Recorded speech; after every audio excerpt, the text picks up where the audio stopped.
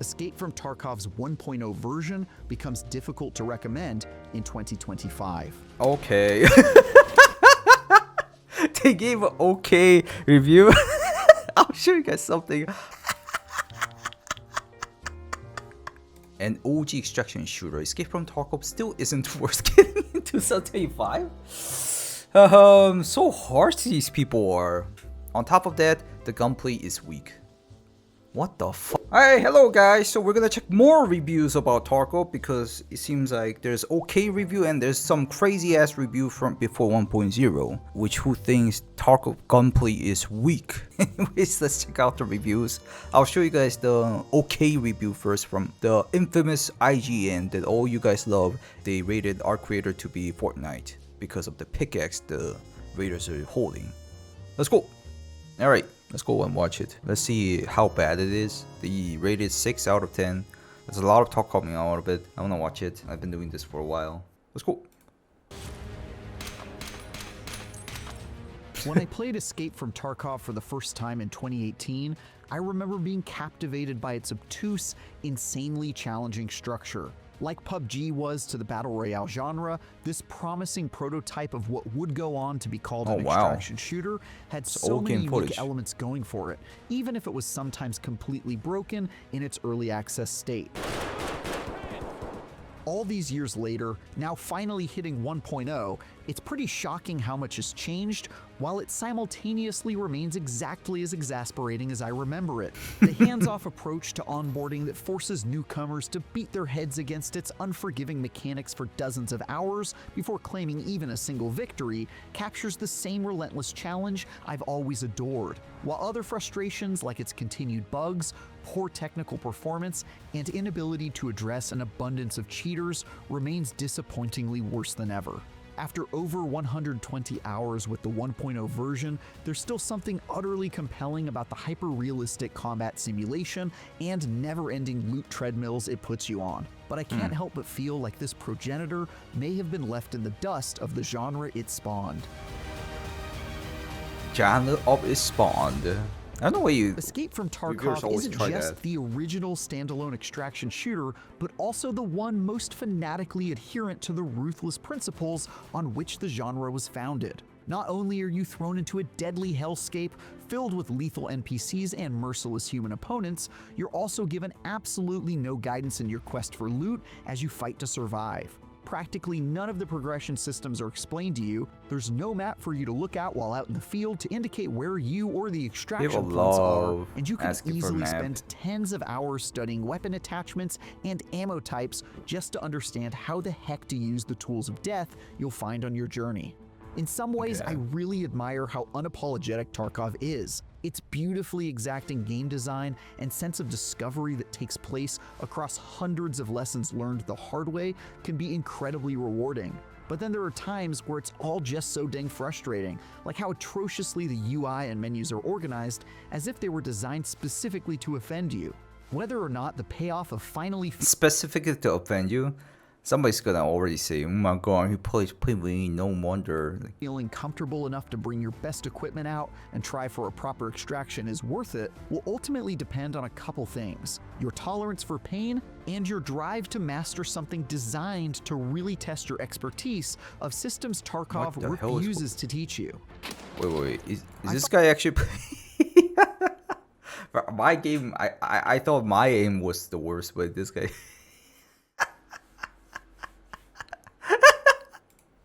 I find myself somewhere in the middle, sometimes mesmerized by its impenetrable and challenging rough edges, while other times just downright disgusted by janky design decisions. For instance, I really got a kick out of figuring out various armor protection he went left with his friend. That's kind of interesting. Levels and corresponding ammo penetration ratings, even though it oftentimes proved to be a complete maze and came with an extremely harsh learning curve of figuring out why I died instantly in one raid but survived getting shot 20 times in the next. For me, this was unforgiving in all the right ways. Why did you skip that? And a noted lack of handholding is something I connect with much more than the growing number of games that annoyingly treat you like you're stupid with ongoing tutorials.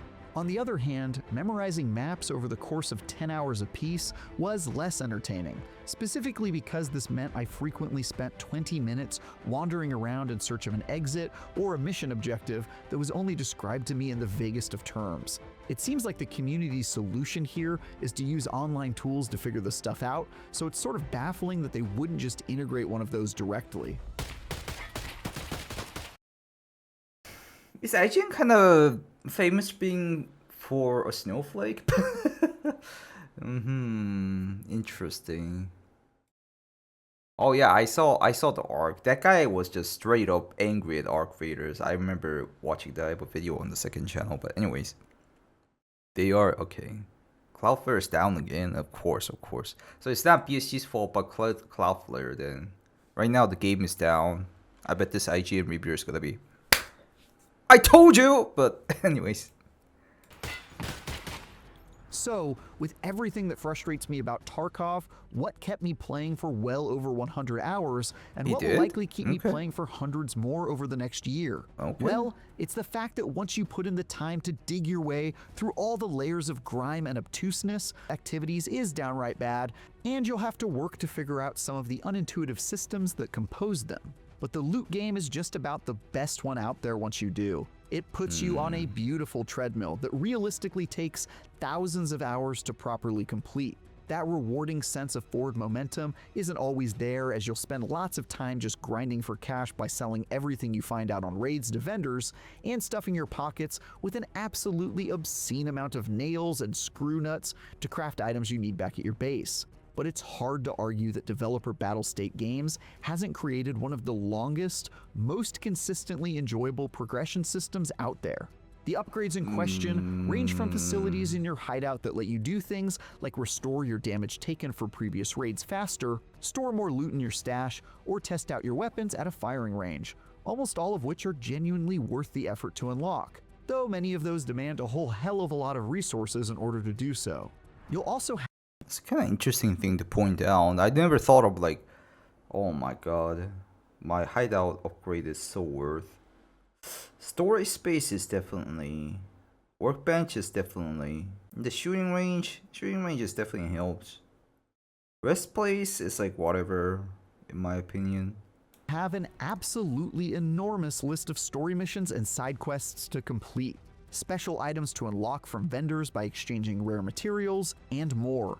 Missions run the gamut of killing a certain amount of enemy combatants or looting specific items while out on raids. 2 more involved plot-focused stuff, like a side quest where I set up camcorders all over a warehouse to record myself killing people, presumably to then cut it into a sick highlights reel. Take this, you motherfuckers! Sure, actually chatting with each of the vendors. What did he say? To record myself killing people, side quest items while out on raids. 2 more involved plot-focused stuff, like a side quest where I set up camcorders all over a warehouse to record myself killing people, presumably to then cut it into a sick highlights reel. Take this, you motherfuckers! Sure, actually chatting with each of the vendors, who only speak Russian and have little in the way of personalities, is a waste of time that only highlights how not great the story is. But in a game about loot and long-term progression goals, Tarkov absolutely nails that bit, with a truly brilliant Sisyphean grind. Если не хочешь стать добычей, и город наш стал таким местом. One of the upsides of bothering to learn each of Tarkov's 11 maps is that they're all quite diverse and are filled with unique takes on the extraction format. On one map, I fought my way through military bases and bunkers and had to stand my ground while a massive armored train arrived to spirit me and my loot away. While on another, I wandered through the woods and the wreckage of a crashed airplane while constantly looking to the horizon for snipers due to a distinct lack of cover. Another level requires keycards to enter and is filled with incredibly good loot, but also has equally formidable foes stalking the halls, while another still is just a massive shopping mall filled with stores waiting to be looted.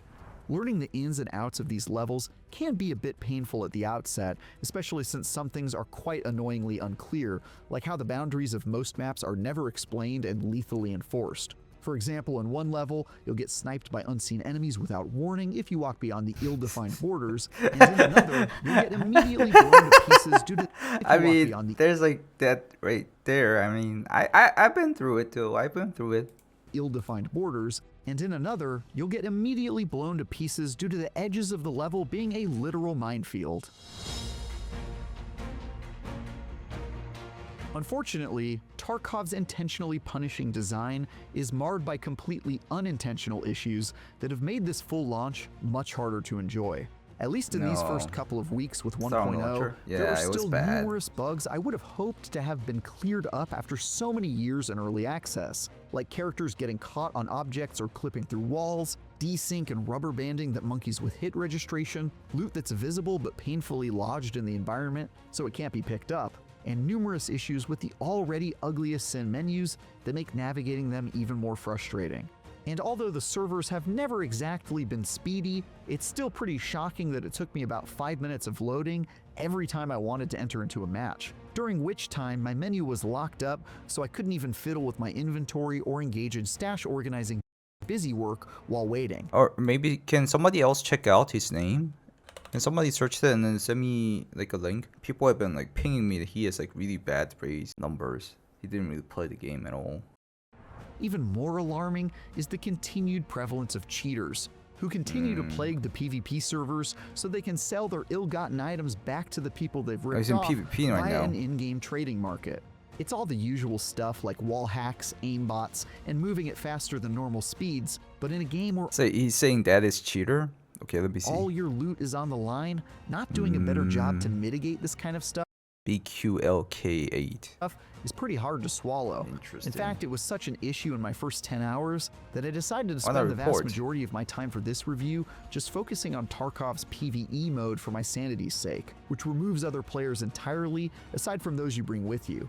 For a sweaty PvP tryhard like myself, forsaking the competitive mode goes against every instinct I have, but with the exploitable state of the PvP servers as they are, it was definitely the right choice. Even if you can If he reviews COD, it will be 10 out of 10. look past a lot of the jankiness, which I generally can, you still might be infuriated by the current monetization model. Now, normally cost has no actual impact on the quality of a game's content, but Tarkov is a bit of an exception in that its uber premium packages come with straight-up pay-to-win perks that are just about as nasty as can be. Over the course of the past 2 weeks, I progressively purchased all 4 of Tarkov's escalating packages in order to try them out firsthand, which range from the standard $50 version up to a whopping $250 version. And each one offers more appallingly game-changing There's a discount going on though, bro. than the last. The benefits granted are incredibly powerful boosts that give you quite an advantage. Ooh, you yes, can get it an does, exclusive definitely. safety pouch It that's up to does. 50% larger, allowing you to keep more of your valuable items upon death. Certain hideout upgrades that offer huge benefits can be unlocked automatically, like a massive amount of additional storage space that normally costs millions of in-game dollars and rare materials to acquire. Most outrageous of all, though, are the boosts to vendor reputations that would otherwise take dozens upon dozens of hours to earn, which are a pathway to purchasing better gear that gives you a huge leg up on progression. It's so insane and shameless that I honestly felt bad playing alongside my friends who had the standard edition. I do feel that a little whenever I play Unearned. Standard account is like the real hardcore. The extraction shooter I agree on that part. And many of its dense mercurial systems are fascinating to learn and master at your own pace, as it viciously refuses to hold your hand. I genuinely love that unapologetic challenge, but an equal number of things about it are obnoxious, janky, or just plain scuffed to an unacceptable degree. That includes its like, seriously, my aim sucked, but this guy is like another level. Performance and bugginess, its absolutely atrocious UI, and its unmitigated plague of cheaters. There is still a stellar, tense, and realistic FPS with one of the best progression treadmills ever made buried underneath all that, feeding you interesting things to do for hundreds of hours. But if the jankiness doesn't entirely smother its promise, the absurd pay-to-win options that completely undermine much of Tarkov's difficulty come very close. There are still plenty of good times to be found for those with the gumption to push past a whole heck of a lot of glaring issues. But with more polished extraction shooters entering the fold since its initial arrival in 2018, Escape from Tarkov's 1.0 version becomes difficult to recommend in 2025. Okay. This kind of reminds me of, give me a second. They gave an okay review. I'll show you guys something. Oh, I hope I have that. I hope I have that. Yo, I do have it.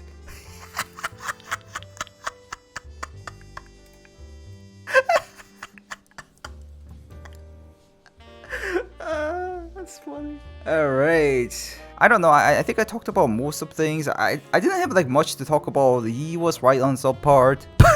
He doesn't look like he played the game a lot for sure. I would give Tarkov like 6, maybe 7 out of 10 objectively. If I want to give it myself, maybe 8 to 10. Thai guy Travis or something. There it is. 52 hours? That's way longer than I thought. Was this PvE? Asbar. He loves using Asbar. Stalker Gamma. He did even survive 10 times. He did play a lot. I mean, yeah, for a reviewer, 50 hours a lot. When did he activate for the first time? He played recently, 3 days ago. Total account time. Total gameplay time, including PvP and PvE. Okay. So I heard like he played like 10 hours of PvE, so 40 hours of PvP? Or is it the other way around? His PvP name is different. It could be just that.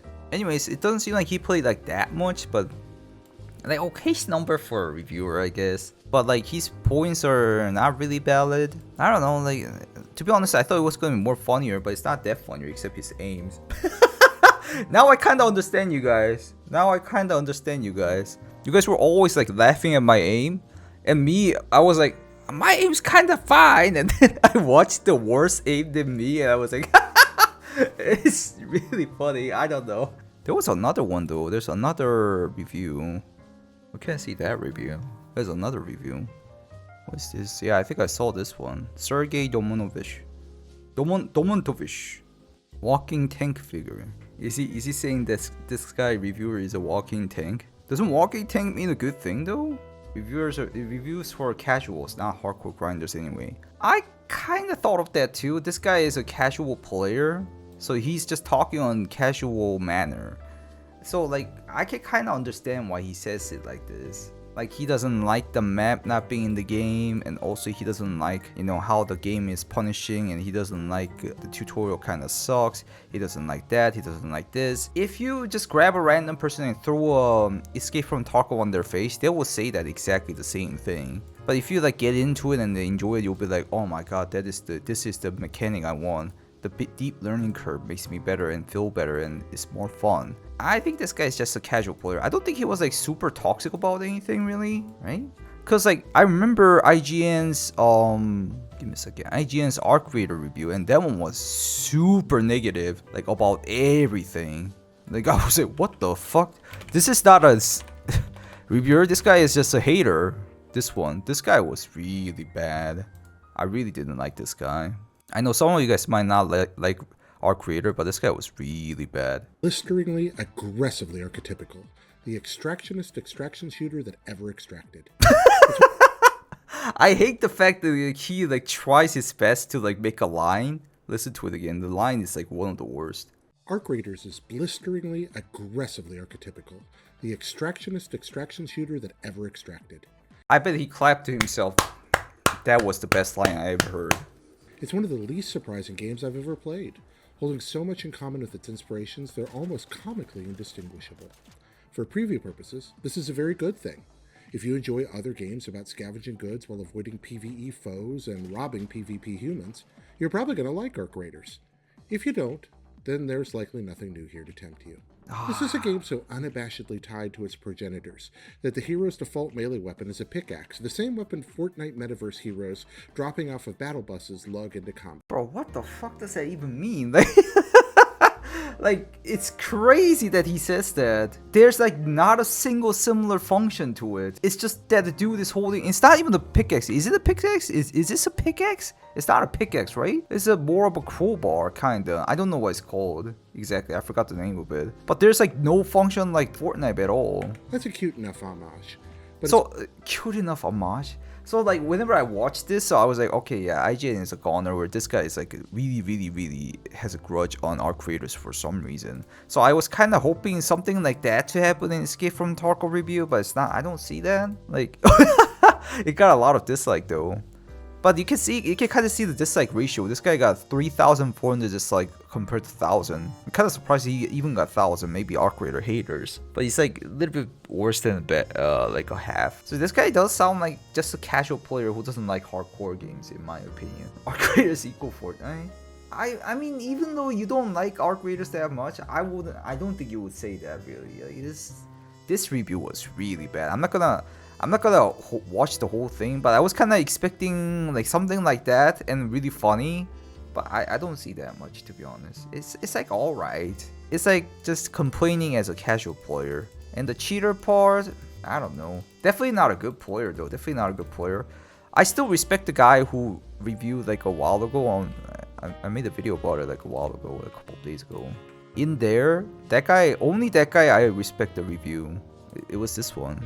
And there's one guy who keeps on yapping with like his like philosophical literature professionality like wording. It was so annoying, the first review, PC Gamer. But this guy, the Games Radar guy, I don't even know Games Radar that well. This guy actually played the game. Oh yeah, actually I just realized you guys are right. I was looking at the chat. I do agree on this guy talking about pay to win part. I know some people are gonna hate me for saying this, but hear me out guys. EOD Unheard is actually pay to win. Even though you were just trying to support the company or whatever before, it is still pay to win. That reviewer was saying it, and I was like, damn, he has a point. And I was like literally just straight up agreeing on it. Yeah, anyways, this reviewer was really fine in my opinion. Like, he played a lot. And I see you guys are talking about the pay to win part. Not only the pockets, the bigger stash line, you definitely win time. You definitely win a lot of time by buying the bigger package. You buy the reputations of the traders, you buy the gear, starting gear. Starting gear does matter a little. You buy the stash line upgrades, everything. There's a lot. There's actually a lot. Cultist Circle is pretty big too.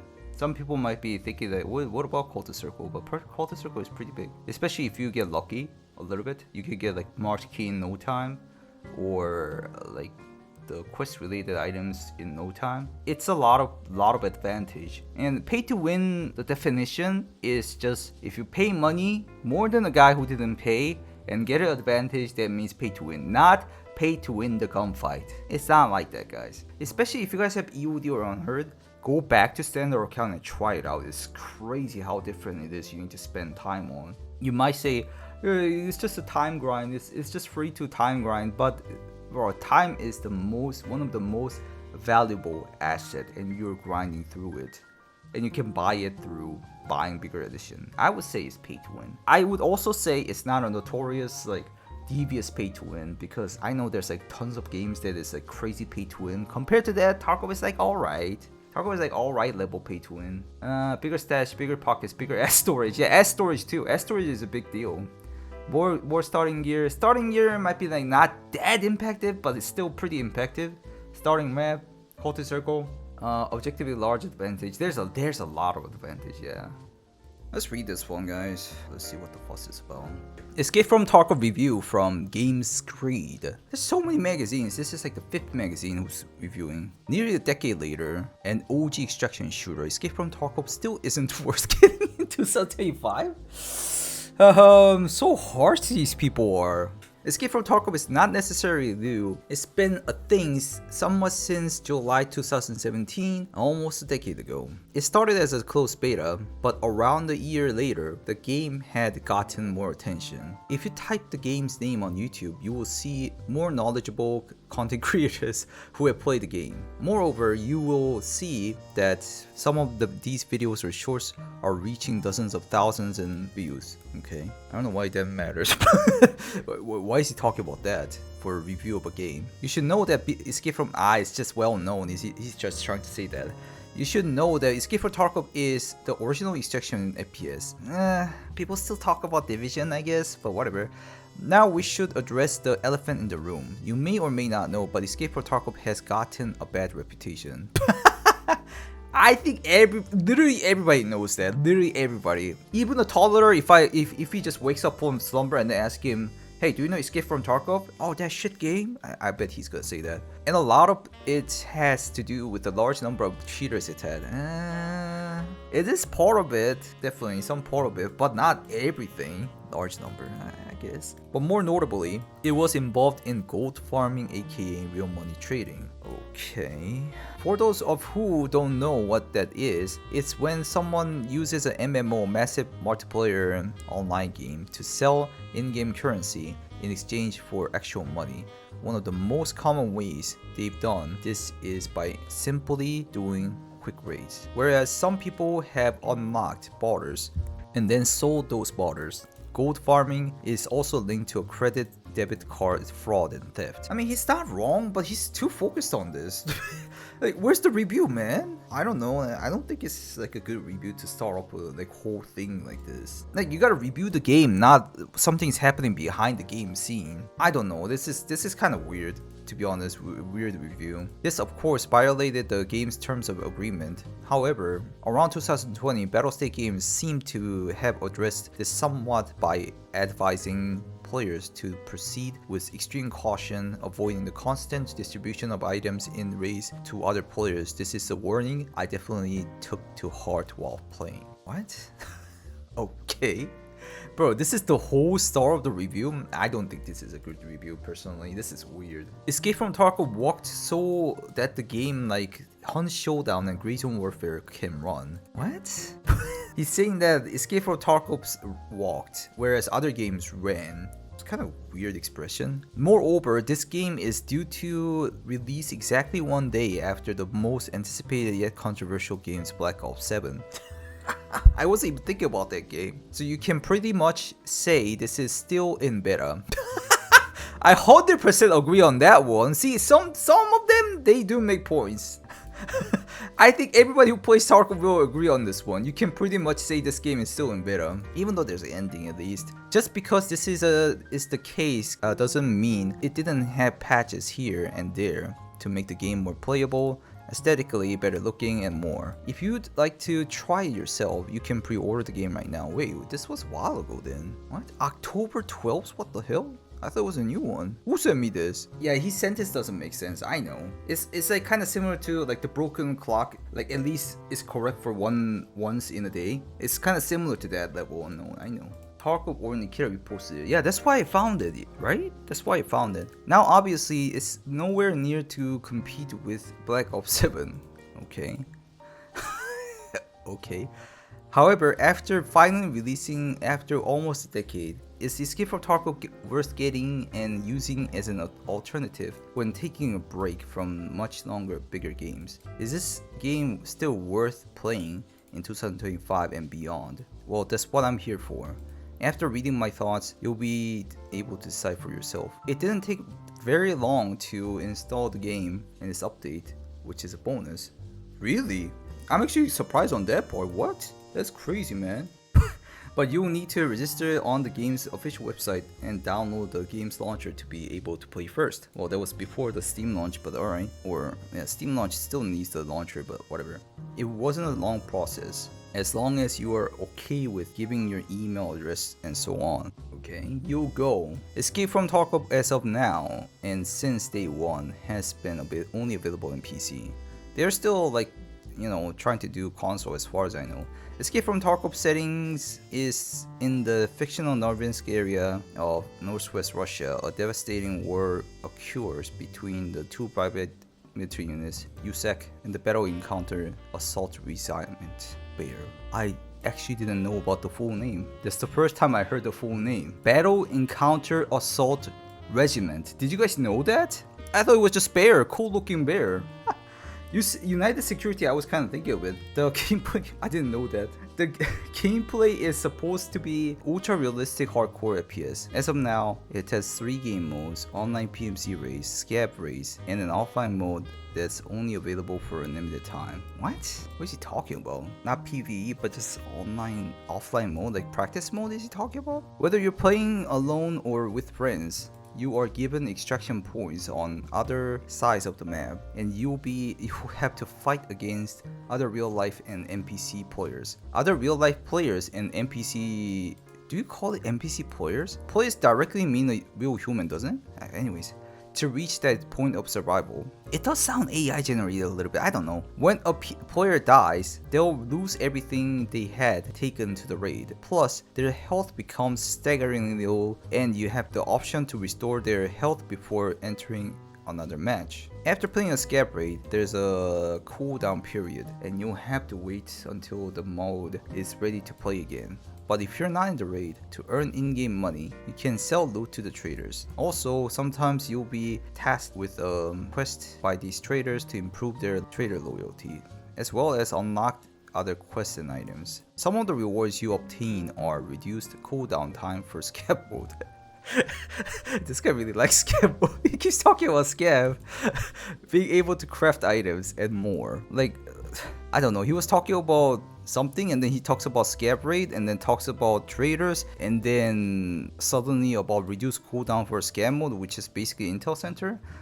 I don't know, it sounds like it. I'm not a big fan of extraction shooter looters, of course, yeah, I figured. But I figured to give this game a go, try it out for myself, and see how it plays. Unfortunately, I have to tell you it isn't very good, okay? As I got into the first game, I immediately noticed the difference in visuals from now to when it was like 4 to 5 years ago. Although the improvements aren't significant, it's still noticeable, which is what motivated me to continue playing as long as I could. However, the movement is still very slow and tedious, and partly because of that, I didn't bother playing any more than around 5 games. Okay, he is definitely a COD player or something. That doesn't mean that those of you who prefer extraction shooters shouldn't give this a shot. After selecting a faction, you get to customize your character with a very limited number of character presets. But the gear you have from the character menu isn't limited. Escape from Tarkov lets you equip a tons of gear, ranging from earpiece to...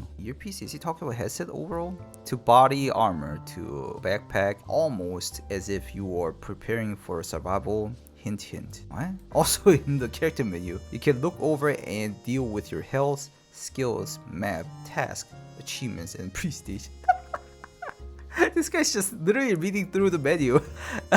I don't know. Anyways, despite still being in the still a beta phase, and with the main menu clearly stating that the beta version isn't final quality, I still don't think Escape from Tarkov should be absorbed of heavy criticism. You're doing the criticism though, what?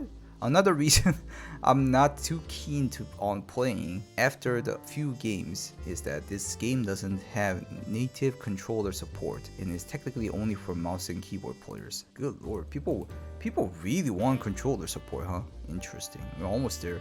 However, you might be able to play with the controller if you use the Steve's Big Picture mode and configure your... What the hell? Why do you want to play on the controller so bad? It's not like you don't have a PC or whatever, what? Or use third-party software or more. However, on the same token, it's apparently said that you are drastically more at an advantage by using a keyboard and mouse because it's built like that. What the hell? Your overall experience. And because of this, I don't expect controller support to ever come to the game. Surprisingly, Nikita is planning to do it though. Sorry controller players, but if you're thinking about getting Escape from Tarkov, I don't know, like these reviewers are so like focused on one thing. This guy was only talking about scav play, this guy's only talking about controller support. Like, what is that a review? It's not a review, it's their diary, in my opinion. Like, it's not a review, it's a diary. You may need a... I think this one's funnier than the earlier one at least. You may only need to look elsewhere. Another problem I face is how unbelievably slow the matchmaking is. Oh, definitely I agree. See, again, he does have points.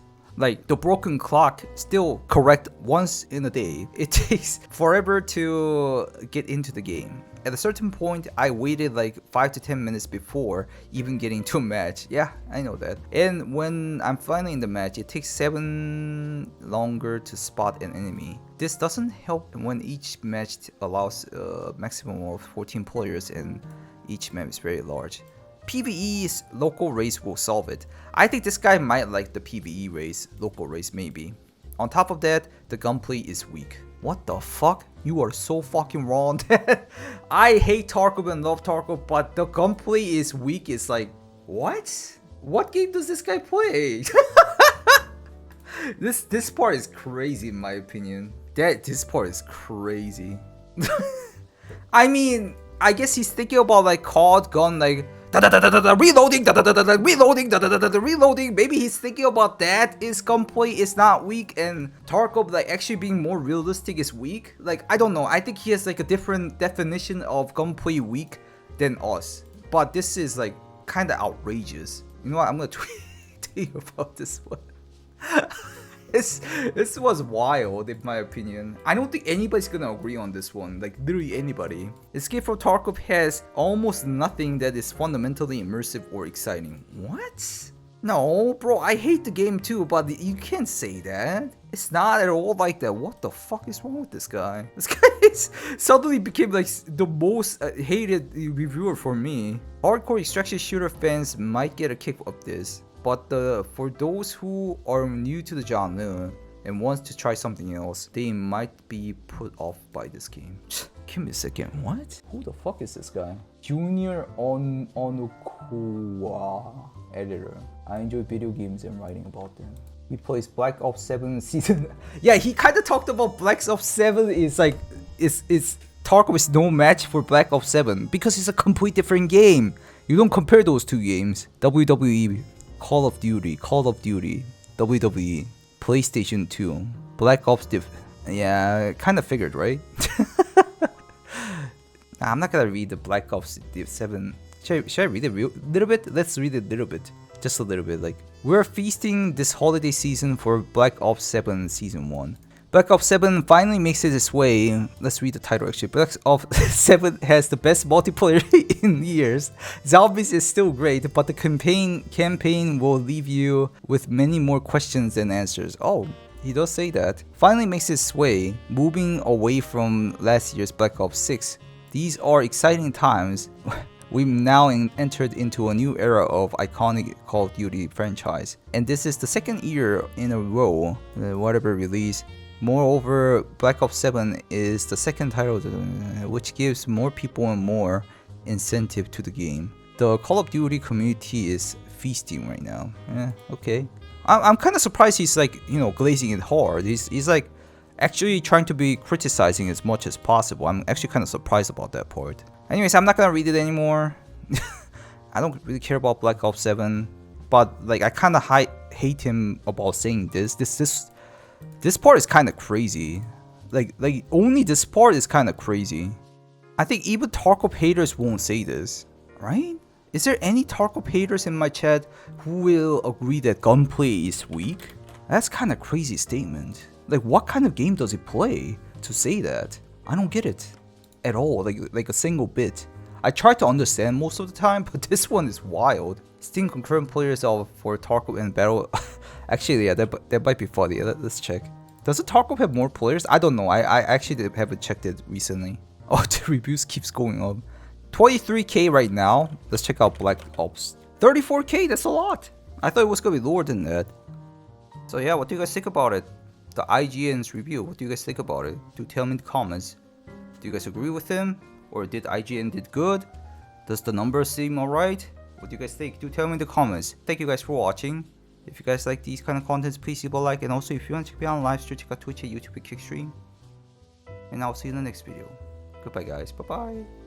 I don't think BSG paid IGN, to be honest. I don't think so. Oh, we want to talk about more pay to win? Guys, life is pay to win. Life is pay to win, guys. Life is...